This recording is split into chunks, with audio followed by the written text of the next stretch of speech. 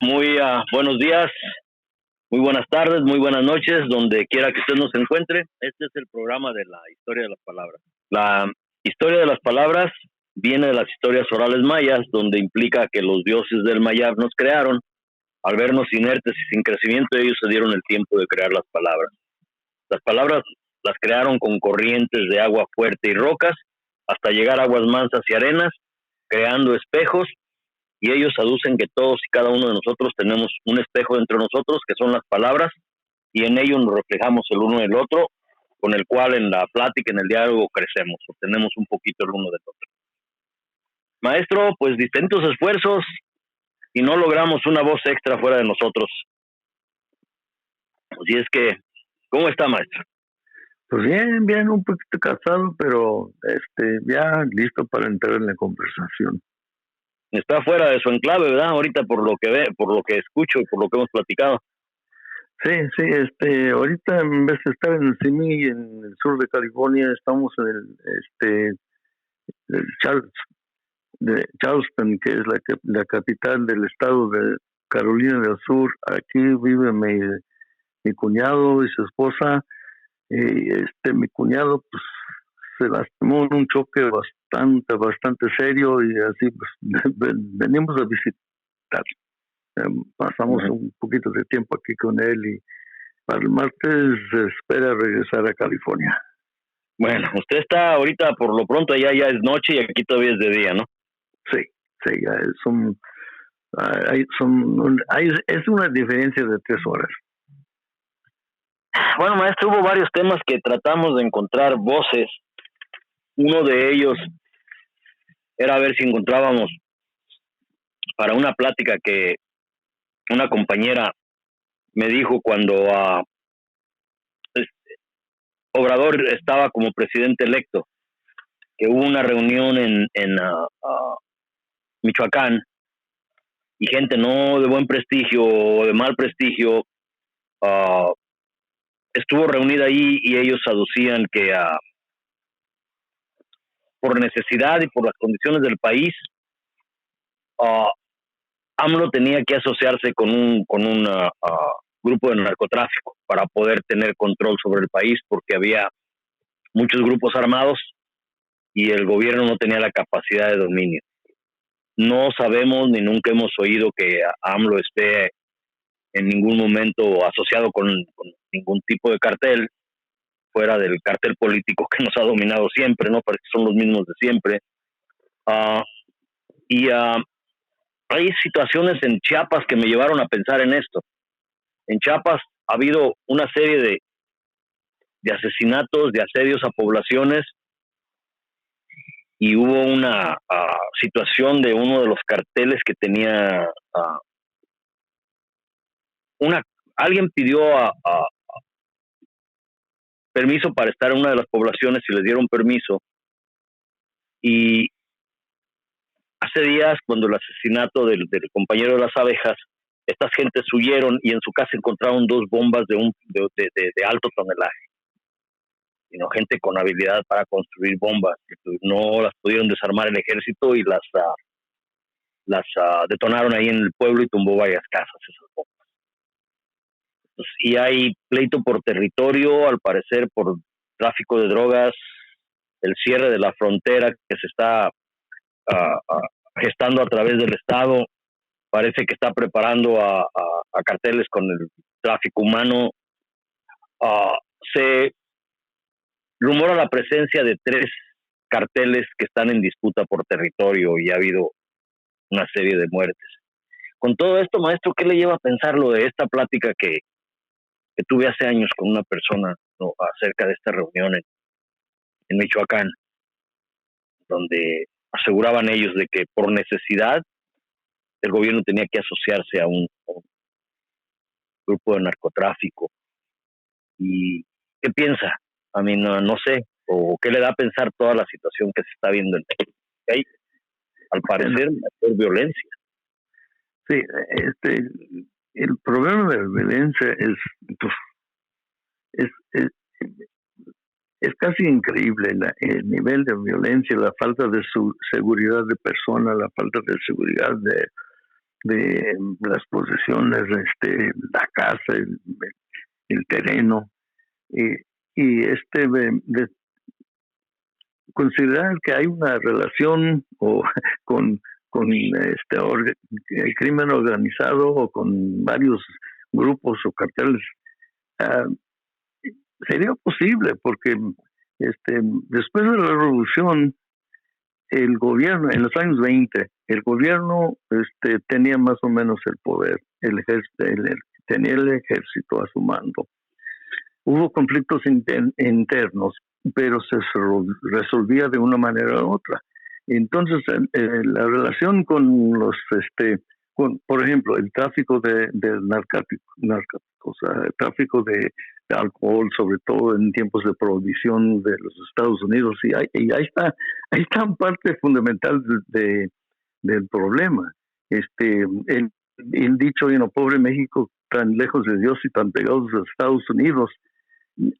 Hay varios que dicen que fue Porfirio Díaz, otros dicen que fue otro presidente de México, pero no importa quién lo dijo, es la verdad. El impacto de la presencia de los Estados Unidos es predominante aquí. Entonces, se nota que la política en cuanto a, por ejemplo, al alcohol, en los tiempos de prohibición tuvo un impacto tremendo en México por el tráfico de bebidas alcohólicas a los Estados Unidos.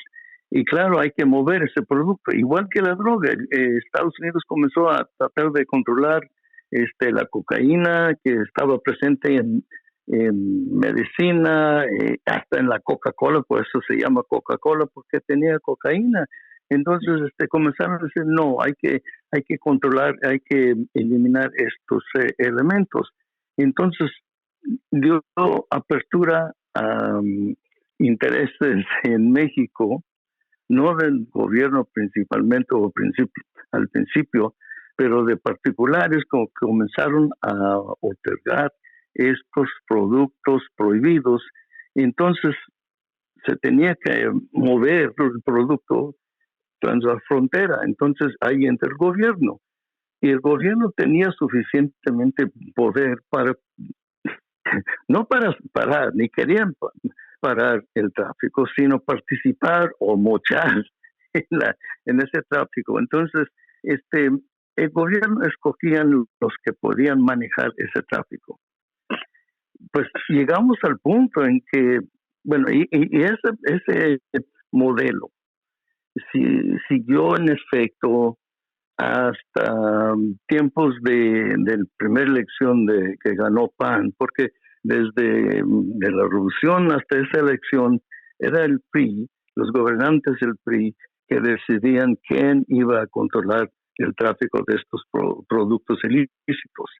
Entonces, con la entrada de PAN, pues ya hubo un nuevo partido, un nuevo grupo de intereses en el poder, y pues querían sus propios socios en este negocio. Entonces se abre la posibilidad de conflicto entre quienes iban a mandar mercancía y controlar el flujo hacia el norte. Y para mí de ahí surge el problema, porque el gobierno estaba en control y escogía cuáles iban a manejar el producto. Ya que nuevo partido entra y escogen nuevos socios en estos asuntos, entonces ya hay otra situación. Y con el tiempo se llega al punto de que el tráfico de drogas al norte, armas al sur, llega a tal punto que los carteles tienen suficiente poder económico y militar para enfrentar al gobierno y para cambiar esa relación antes de control del gobierno. Entonces, desde entonces, los gobiernos para mí tienen que tratar con varios, no solamente con los escogidos, los preferidos, pero con varios carteles, varios grupos que pelean por controlar ese tráfico sumamente rico, sumamente grande. Entonces, llegamos al punto que si me cuentas de AMLO, yo no voy a decir que es socio de un cartel o de otro, pero tiene que tener otra relación con los grupos delictivos.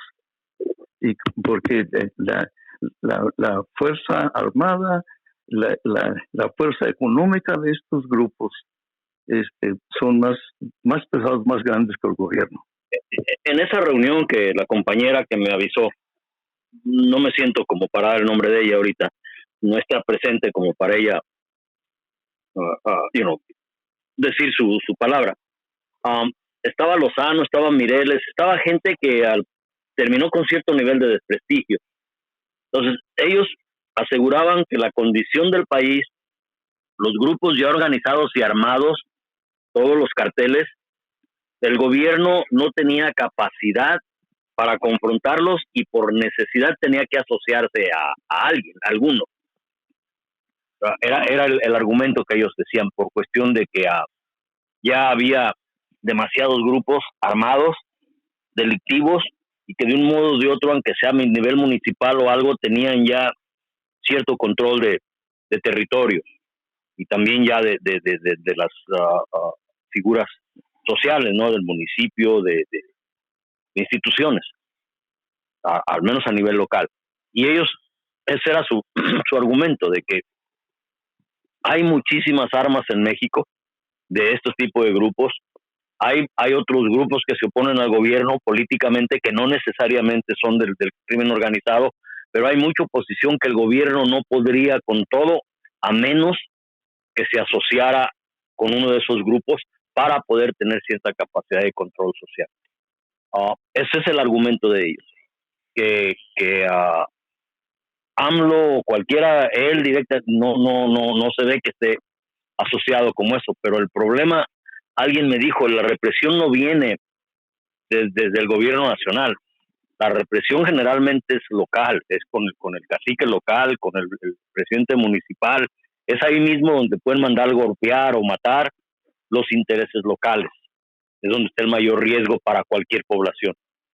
El gobierno federal no puede ni tiene la suficiente capacidad como para estar presente definitivamente en todo el país. El argumento de ellos era eso, que esta condición social que tiene México de grupos armados, habría la necesidad de que cualquier gobierno, o cualquier otro, se asociara con un cartel para poder tener control de territorio, del territorio nacional. Ese es el argumento de ellos. En ningún momento decimos que esto se ha logrado o es visible. Lo que sabemos es que hay bastante violencia, mucha de ella está callada por la presencia de cómo Obrador maneja las cosas, pero lo que usted y yo oímos cuando, pues con lo poquito que podemos hacer, las gentes y las comunidades nos dan otra información. Hay una situación de represión muy severa. Este es el argumento que ellos usaban, nada más, que no pudimos encontrar una voz para poder darle fuerza, no a través de nosotros, sino a través de las víctimas, como siempre lo hemos hecho, o la gente que observa estas situaciones desde sus localidades. No pudimos encontrar voz. Han pasado a mí varias cosas. Se descompuso mi carro, luego no lo pudimos arreglar y últimamente hoy este día quisieron robarme una parte del carro. Entonces varias cosas en las que impiden que este trabajo, que pues, lo hacemos como podemos a medias, no lograra tener una voz. Y eso es en relación a eso. Y me viene también a la mente, maestro, la situación esta del Payo. La novela esta de la Guerra de la Reforma, en donde había, un momentito, está pasando un camión, había una situación de desplazamiento del poder, no había un poder efectivo en México por el pleito entre el gobierno y la iglesia principalmente,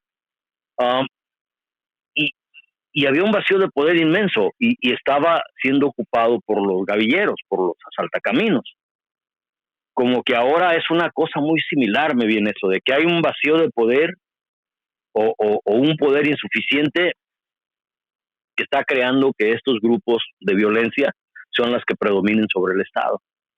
¿Cómo aplicaría o aplica bien la observación que hizo este secretario de Educación en su momento, escritor del Payo? ¿Aplica a estas situaciones? ¿Hay ese vacío, esa situación pues yo creo que es una situación bien parecida, a otro nivel, a otra escala, porque existía ese vacío en ese tiempo, en tiempo de la guerra de reforma, el conflicto entre iglesia y gobierno, la intervención francesa, los problemas económicos que sufría el país, y no existía pues un solo grupo que podía controlar la situación. Era imposible. Entonces sale la Gavia, sale los asalta caminos, y luego hubo problemas con el gobierno y varios grupos indígenas en varios estados que estaban inconformes con su tratamiento. Y entonces mucha inconformidad, poca seguridad, pocos medios de ganarse la vida. Entonces la gente comenzaba a vivir así como se podía, y es lo que hace la gente. Hay que sobrevivir como persona, como grupos por ejemplo, de una región, de una aldea, de un pueblo, de un estado, y buscan la manera de sobrevivir. Y es lo que está pasando en otra escala hoy en día. Vemos las condiciones en los varios estados, vemos lo que sí es diferente. Yo creo que es el nivel de fuerzas armadas, por ejemplo, los grupos paramilitares, el ejército, la Guardia Nacional. Hay gente que se organiza para defenderse, los autodefensas. Entonces hay gente que está usando la fuerza para protegerse, para proteger sus bienes, y hay gente que anda usando la fuerza para mejorar sus condiciones económicas o para mantener las condiciones económicas que tienen. Entonces es una situación bastante, yo diría, explosiva. La metáfora de las bombas que entraron, que a detonarse destruyeron casas, es metáfora para la nación ahorita. Las bombas esas están ahí en el lugar en donde está la disputa, tan cerca de la frontera con Guatemala. Está la disputa por tres carteles: el cartel Nueva Generación, los del Chapo, y creo que el cartel del Golfo están disputando eso. Y son carteles, son mini carteles. Es una serie de organización a la violencia. Están dedicando a todo: robo de autos, paso de tráfico de drogas, tráfico de personas. Y es en el lugar en donde el gobierno quiere empezar a cerrar o tener un mayor control de la frontera, y va a mandar al ejército a cuidar esa frontera, a cuidar aduana. Ya no va a ser aduana, creo que ya van a ser la gente armada la que va a cuidar el ejército, el paso del tránsito entre Guatemala y México. Y ese es el mismo lugar en donde nosotros entrevistamos a la compañera de Elegido Puebla, Chenaló, y hemos estado ayudando, y por eso tenemos información casi de ahí, que la violencia en ese lado y en distintas formas está totalmente expandida, y ahora muestra una violencia mayor al tener este pleito por territorio por estos tres carteles. Por eso me vino a la mente esta reunión y lo que salió de esa reunión en relación a la necesidad que tiene el gobierno de asociarse con una banda delictiva para poder controlar el país.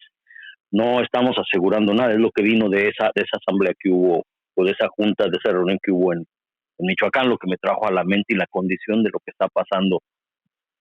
Principalmente fue ahí en ese giro donde tenemos nosotros gente que le hemos mandado ayuda como hemos podido en momentos de crisis, y nos informan.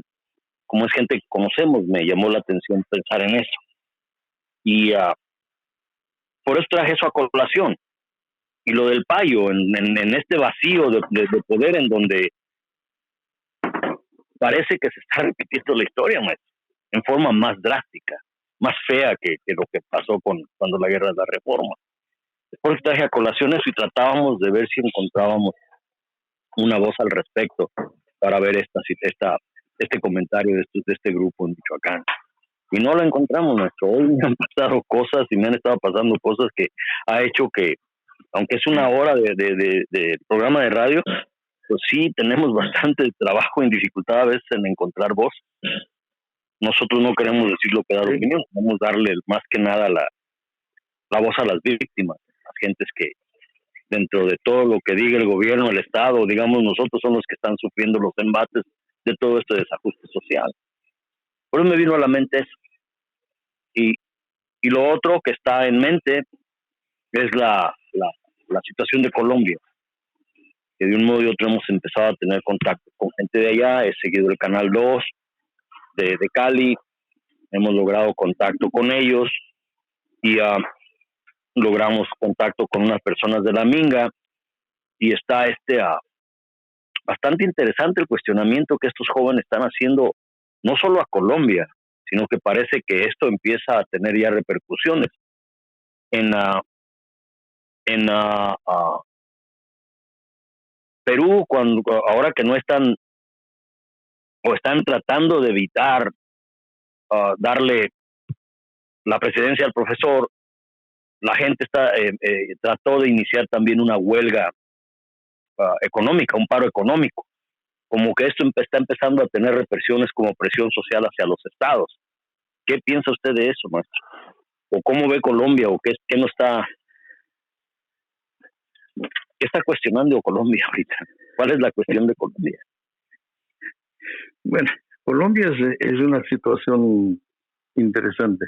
Sí, hemos tenido contacto con gente allá que está en medio del paro, gente de la Minga en otros programas. Pero para mí es interesante ver que las relaciones entre Estados Unidos y México, entre Estados Unidos y Colombia, porque Colombia tiene otra relación bastante interesante con este país. Es disque aliado,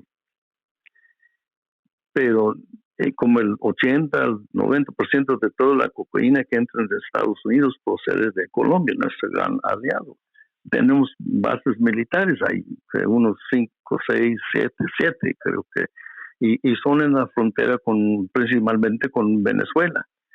Y entonces se complica la situación con Colombia, porque es como frontera con un estado que ha sido declarado enemigo de este país. Y el problema es que Venezuela hace más complicada la situación en Colombia por no querer dejarse por el mercado neoliberal.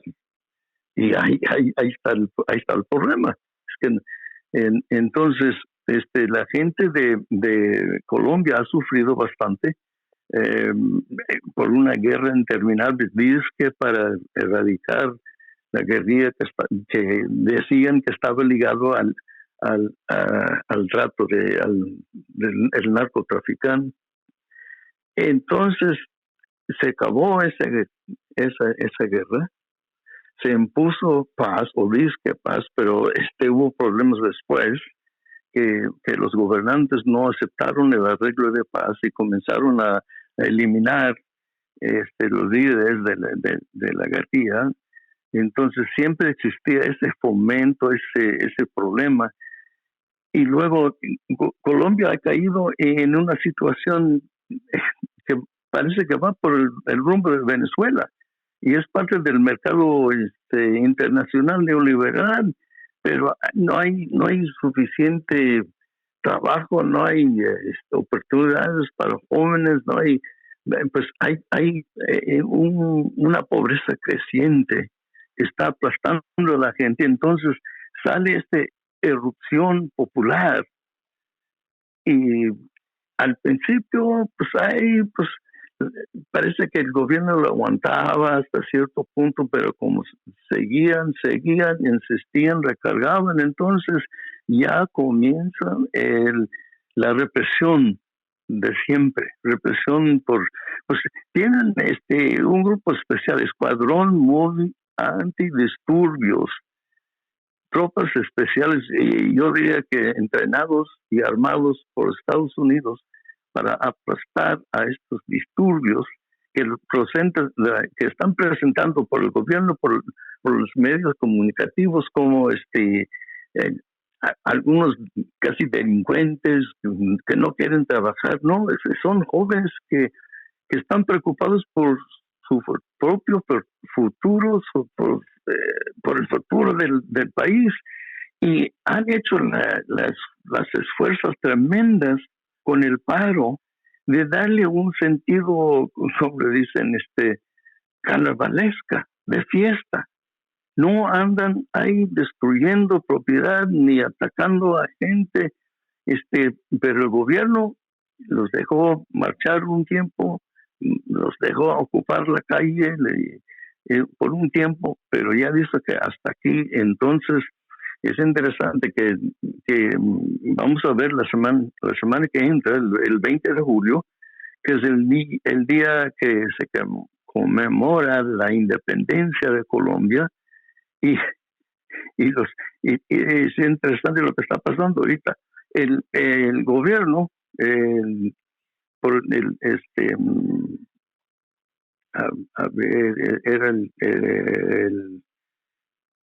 la Secretaría de Seguridad y Justicia, pero como se nota ahorita, ni hay seguridad y menos hay justicia. Pero dicen que porque los jóvenes llaman a seguir el paro con una marcha de protesta el día 20.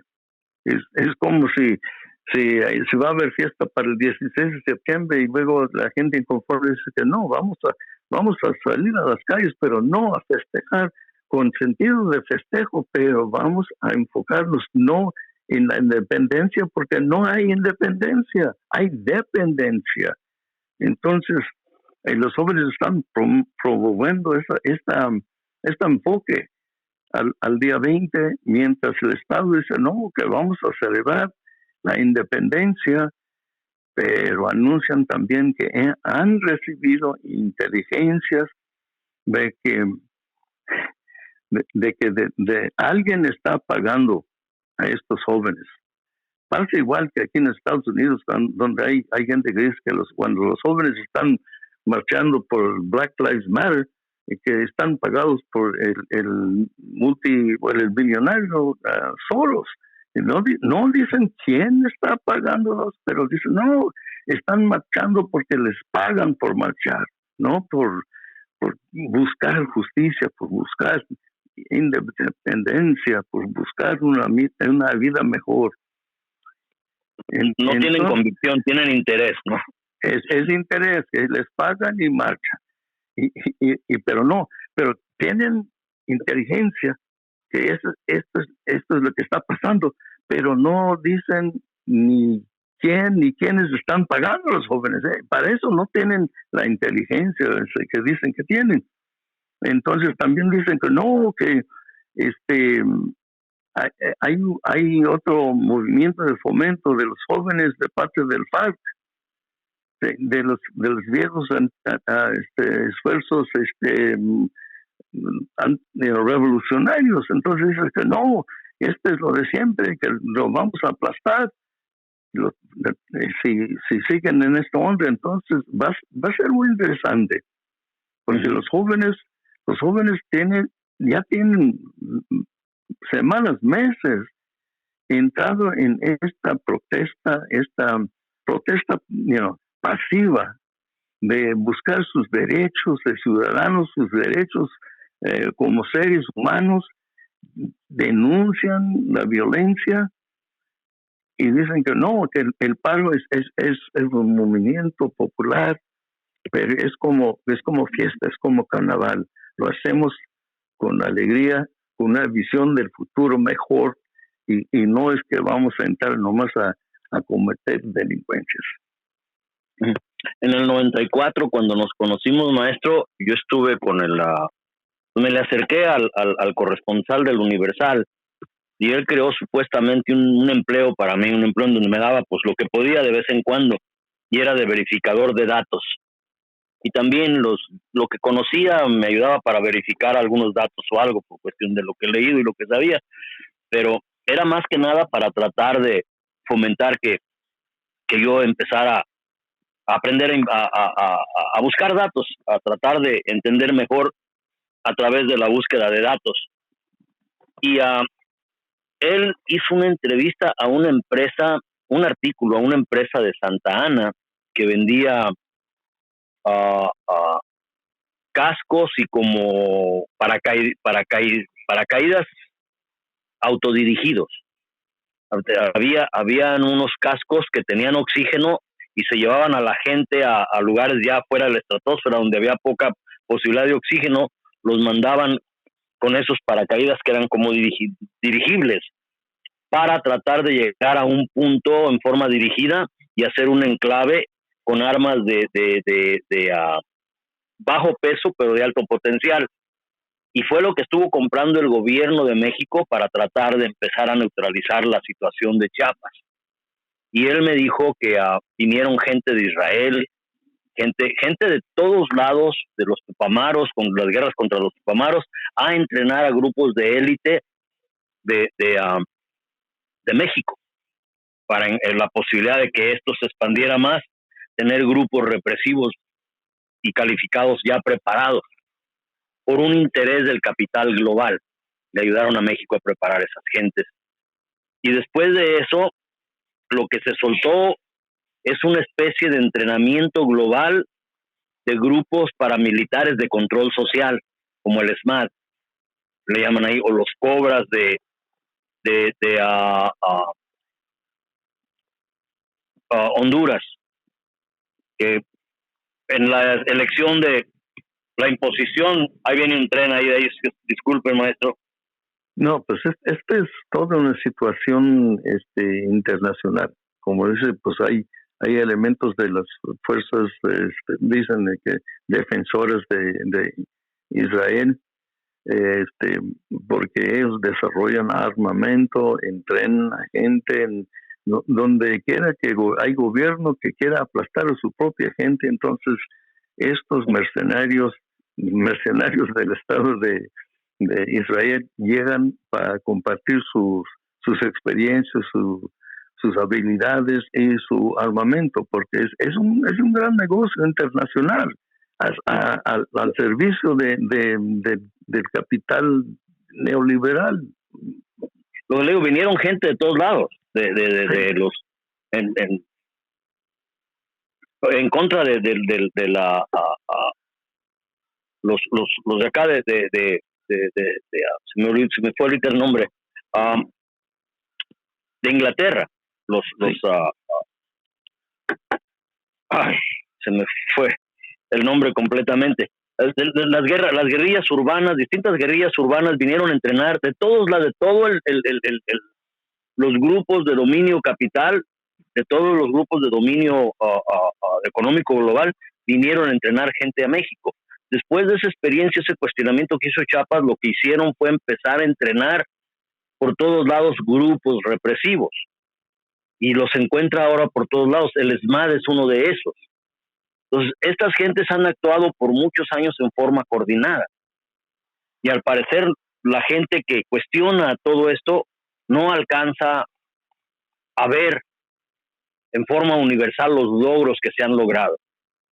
La primavera árabe, la situación de Chiapas, Lábalas, lo que se logró con el movimiento hacia el socialismo, el MAS, que fue sublime, volver a recuperar el poder, después de que todos estos grupos de interés global destituyeron a Evo Morales. Ahí hubo ya una preparación de base con visión y claridad que logró recuperar el poder. Y en parte lo que yo veo con estos muchachos de Colombia, como que no sé si sea intencional, intuitiva o algo, como que están tratando de recapturar todas esas experiencias que se han dado a nivel global y las propias, y la están logrando enarbolar en un reclamo en donde la confrontación al Estado no es de violencia o de amenazas de violencia, es un cuestionamiento moral al Estado, que el Estado tiene una obligación y la ha derogado y tiene que cumplir con el interés y la misión por la cual ha sido creado, y el Estado como que no sabe cómo responder a eso. Sí, no sé si me esté de entender o estoy viendo yo más allá de lo que Colombia nos está dando a ver en este cuestionamiento que ellos están haciendo. No, yo creo que con lo que hacen, con lo que dicen estos jóvenes, en su mayoría jóvenes, quieren cambiar el enfoque de la resistencia, la manera de resistir, porque van a proclamar, a demostrar su compromiso con los derechos de ciudadanos, los derechos de todos los humanos a una vida digna, y escogieron poner este cambio de enfoque en el Día de la Independencia, porque es un día que mucha gente celebra, mucha gente se junta, entonces es una oportunidad perfecta para presentar otra vez a más gente este enfoque, este cambio que quieren, y los están pintando de vandalismo, y no lo es, y tratan de evitar, tratan de controlar porque en cualquier marcha, cualquier reunión grande, pues siempre hay algunos que andan buscando el pelo, como se dice por ahí. Entonces hay que controlar esas tendencias de unos cuantos, pero aquí quieren cambiar la situación de la gente pobre, los necesitados del país. Y los están tratando de aplastar con toque de queda de las 10 de la noche a las 5 de la mañana. No deben de estar en la calle. Es un toque de queda anunciada, decretada, y hay planes anunciados, planes de hostigamiento, de represión, y para tratar de hacerlos quedarse en casa y no protestar, pero esta es una fuerza tremenda política y moral, porque se basan en los principios del apoyo mutuo que viene de sus tradiciones, las tradiciones indígenas del país, y quieren restablecer ese principio del apoyo mutuo para resolver los problemas. Es una combinación tal vez de todo, como dijo Camilo, ¿no? Camilo Pérez Bustillo, cuando lo entrevistamos, el abogado de descendencia colombiana, nació en Nueva York, sí, que las ollas tuvieron su mejor auge y uso social en el ataque económico a Argentina.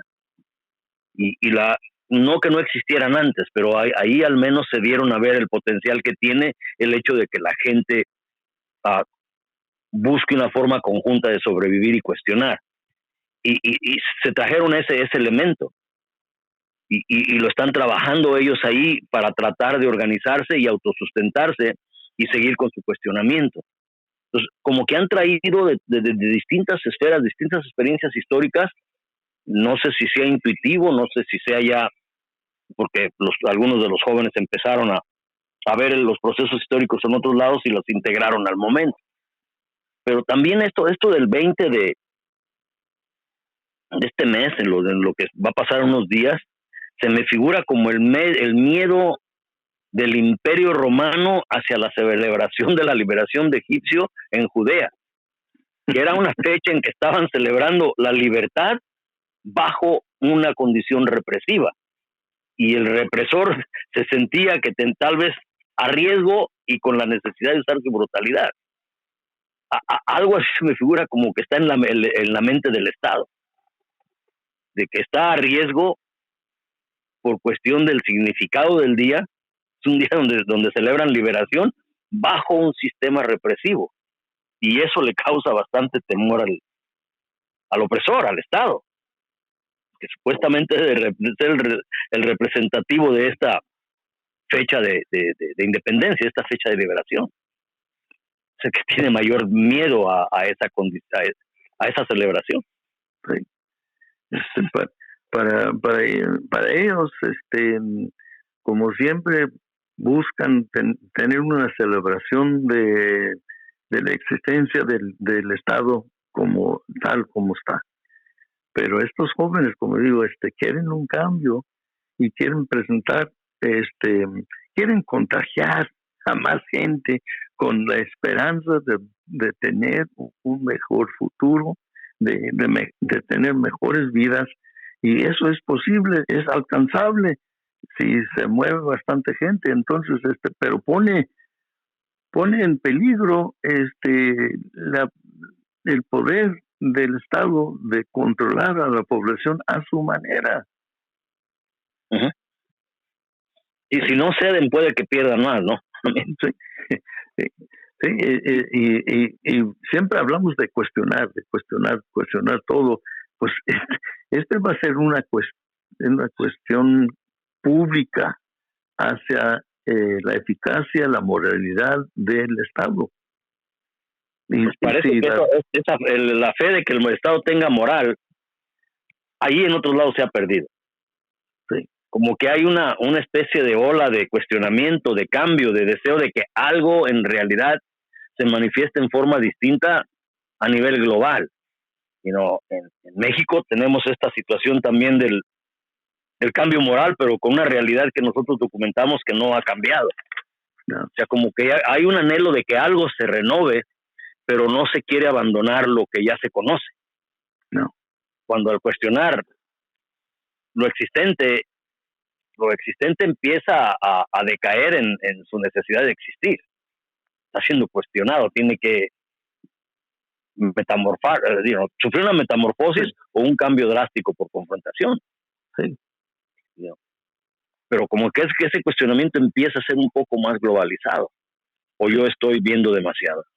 No, por condiciones impuestos por el capitalismo globalizado.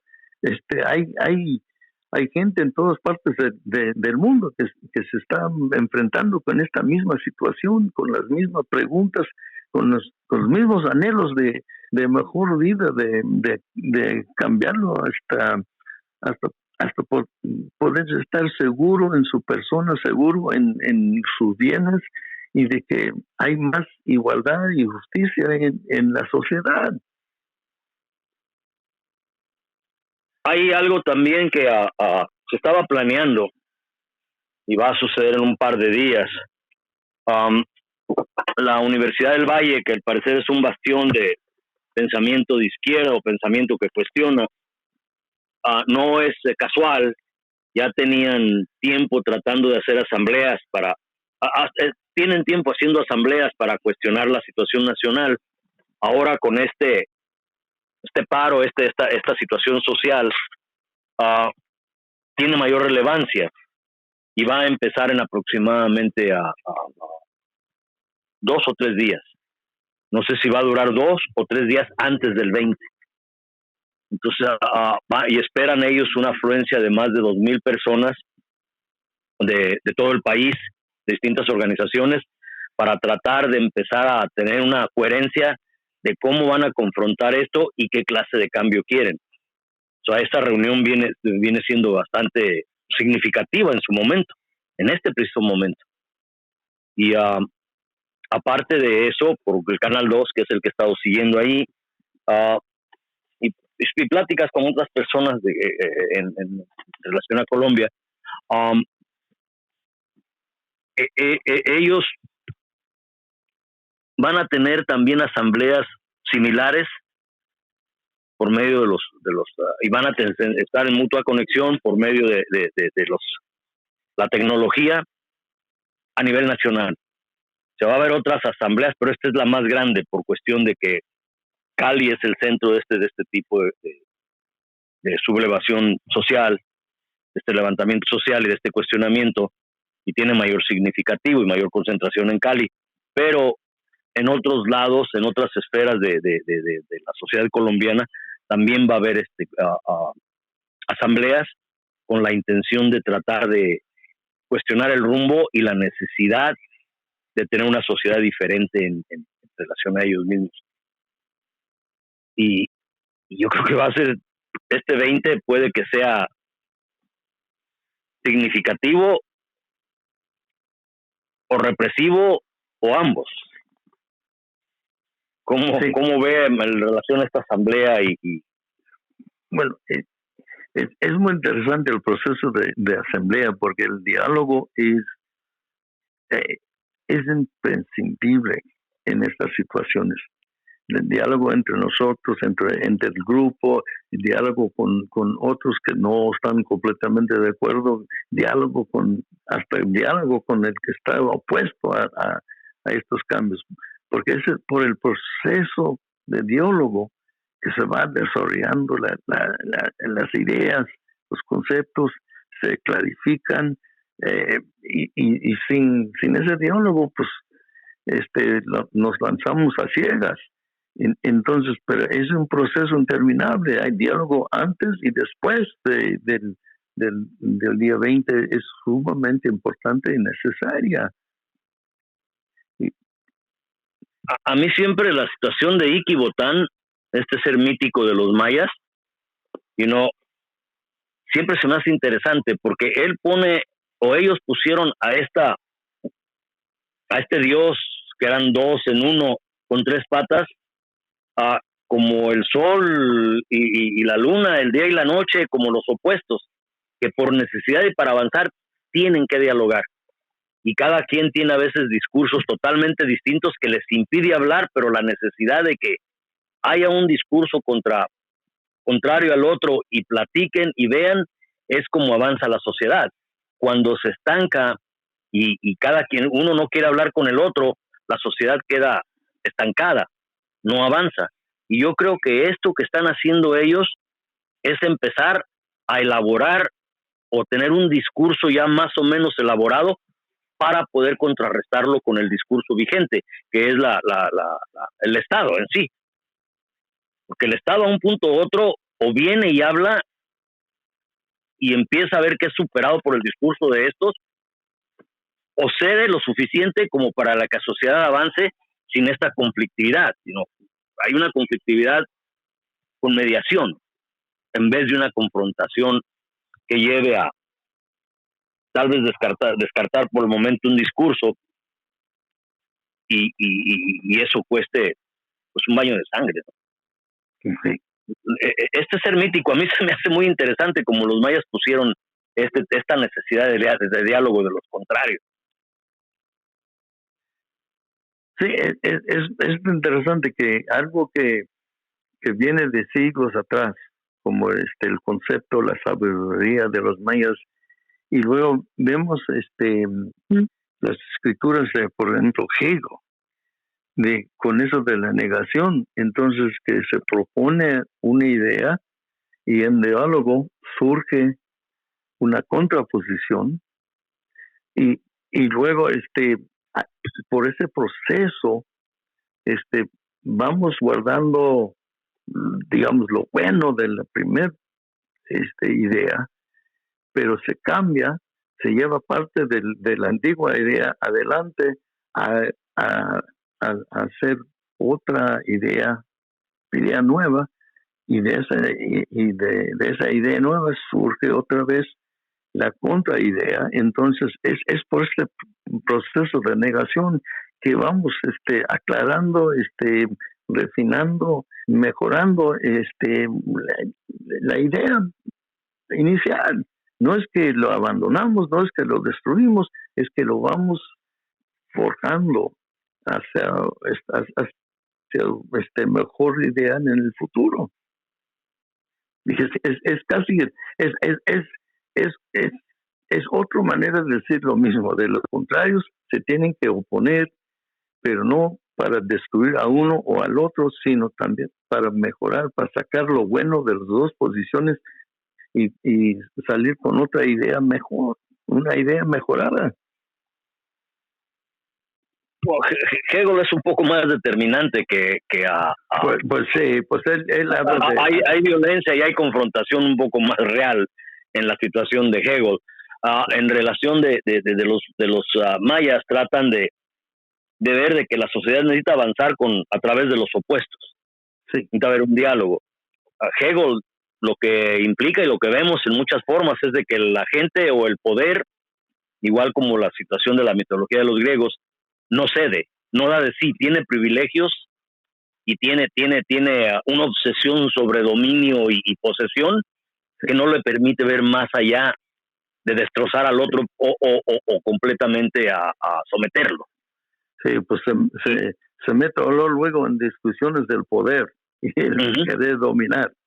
No es, para él no es un proceso pacífico ni sano, es francamente un proceso peligroso, o puede ser peligroso. No. Es un hecho que esto es cualquiera que cuestione, como en la situación de la Biblia, tomas del libro del saber y pierdes el paraíso. Empiezas a preguntar y te van a partir la madre, como dicen por ahí, ¿no? Te va a ir mal.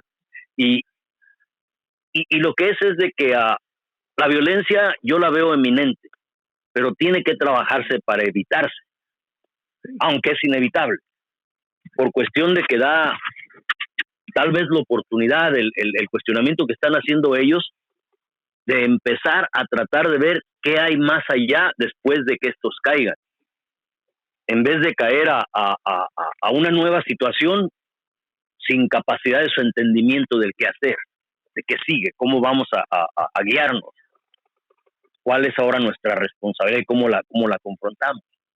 Entonces, este proceso que llevan ellos da tiempo para el pensar, el ver, el analizar, el medir, el tratar de figurar qué va a pasar después.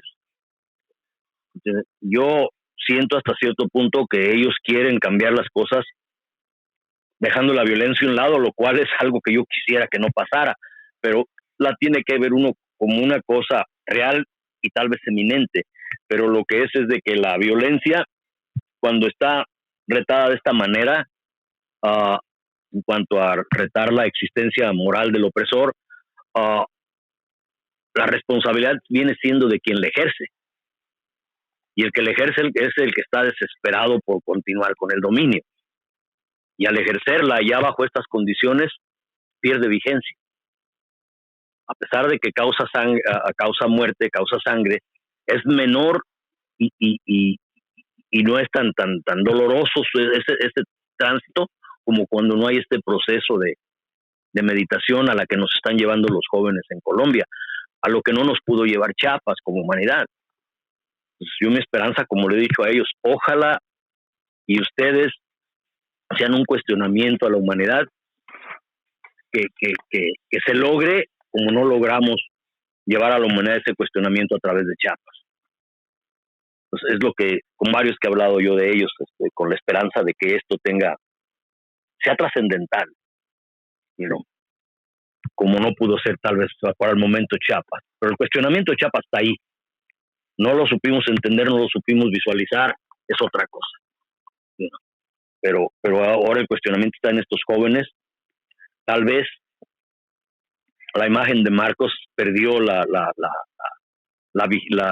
potencial de las ideas que surgieron de Chiapas, la cuestión de Chiapas, y tal vez ellos al evadir o evitar o no querer líderes, logren superar a las imágenes para llegar a la esencia y el pensamiento. ¿Qué piensa usted, maestro? No, siempre hay que estar consciente de la realidad del riesgo. No es un diálogo entre amigos, entre socios, es un diálogo entre gente que, como digo, buscan cambios, buscan mejor vida para todos, o por lo menos para sí mismos, pero hay que estar consciente de la realidad del mundo en que vivimos, en que hay ciertos poderes económicos que están ligados con los poderes políticos y a todo nivel, ¿no? Como decías al principio, el presidente municipal, el gobernador, y hasta el nivel federal, pues hay esas conexiones,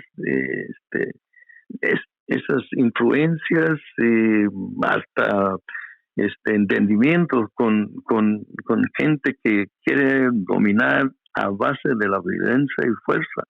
Y entonces es un mundo peligroso en que vivimos y no hay que olvidarnos de eso mientras entramos en el diálogo. Entonces hay que entrar al diálogo con los ojos abiertos, de considerar las posibilidades, la realidad del riesgo, porque hay intereses que van a hacer todo lo posible para mantener las relaciones sociales que tenemos.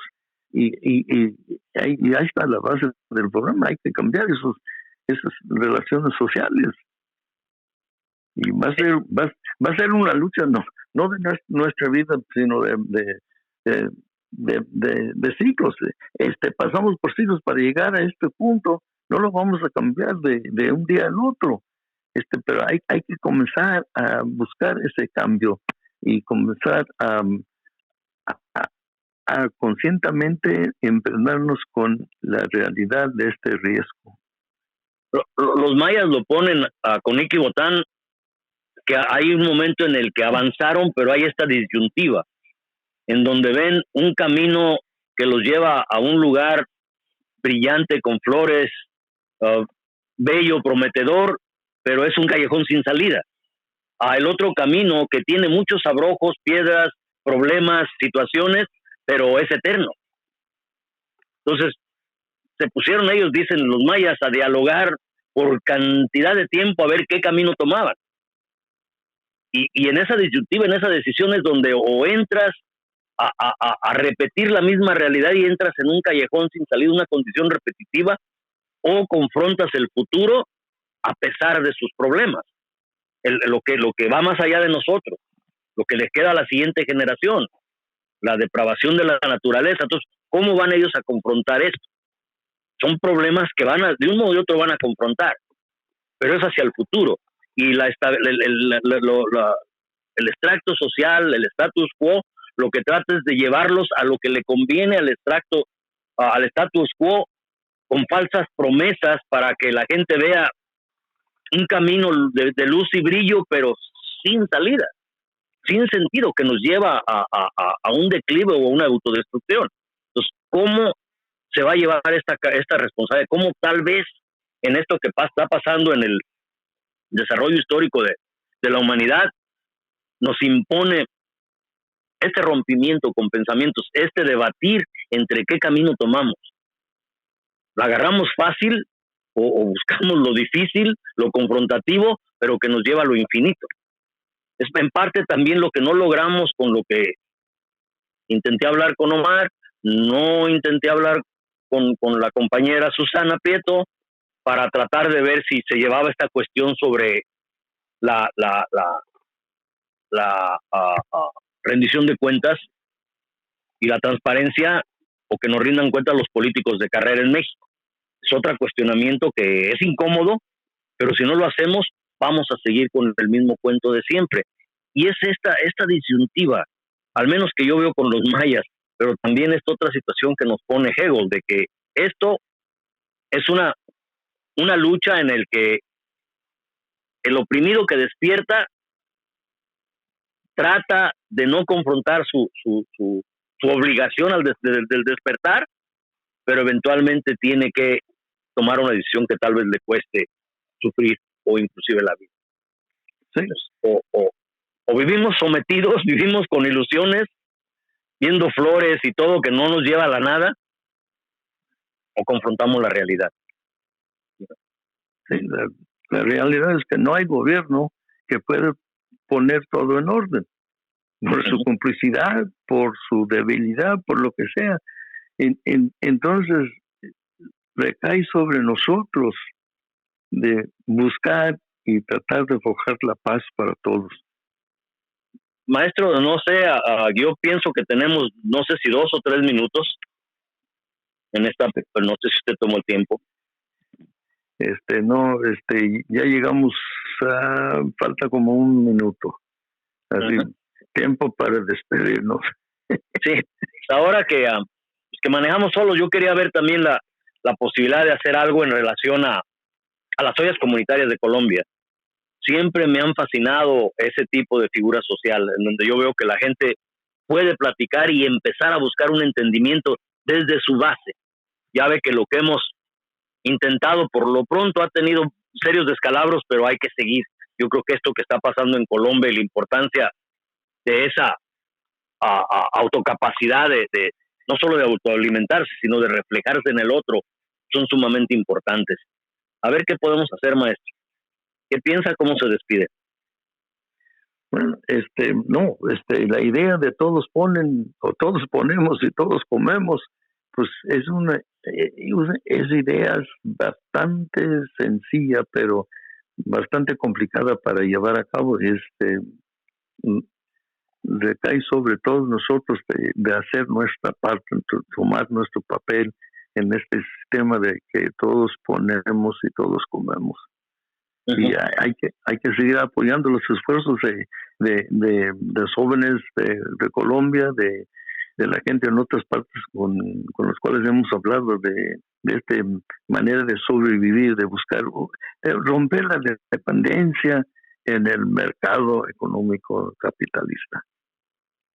Para mí me da mucha esperanza la olla comunitaria, por cuestión de que yo veo como una especie de preparación o formas de que la gente esté un poco más lista, con mayores herramientas para confrontar una severa desintegración social. Ya tienen algo, un elemento con lo que pueden empezar a tratar de trabajar desde ellos mismos. Y pues no hemos logrado la comprensión en México, pero vamos, yo quiero seguir batallando, maestro. A ver si ya pronto vamos por artesanías y a ver cómo ya la suerte nos cambia un poco y podemos ser un poco más efectivos, porque este año de pandemia como que nos cerró muchas fuentes de lo poco que teníamos de ingreso. Sí. Y las artesanías y oportunidades que nos daban distintas gentes nos ayudaron mucho para tratar de lograr lo poco o lo mucho que hemos logrado conforme a nuestras capacidades y circunstancias. Bueno, maestro, ¿qué le decimos al público? Ya parece que nos queda nada. Que se pongan a pensar de estos asuntos, de estos temas, y que nos sigan escuchando. Bueno, como dijo el budista, no, ni te quieren escuchar, ni te van a escuchar, ni tienen deseo de escucharte, pero tienes que seguir de loco gritando. Eso sí. Y no es peor. Un par de locos en el camino, hombre. Ahí vamos, maestro. Sí. Y bueno, muy buenas noches a quien nos haya escuchado. Esta vez pues caminamos solos. Por distintas circunstancias no pudimos traer una voz. De nuevo, aquí en la historia de las palabras, nosotros creemos que al tratar de entender por qué pensamos como pensamos, al entender nuestro pensar, tal vez logremos cambiar nuestras circunstancias. Muchas gracias donde quiera que usted nos haya escuchado.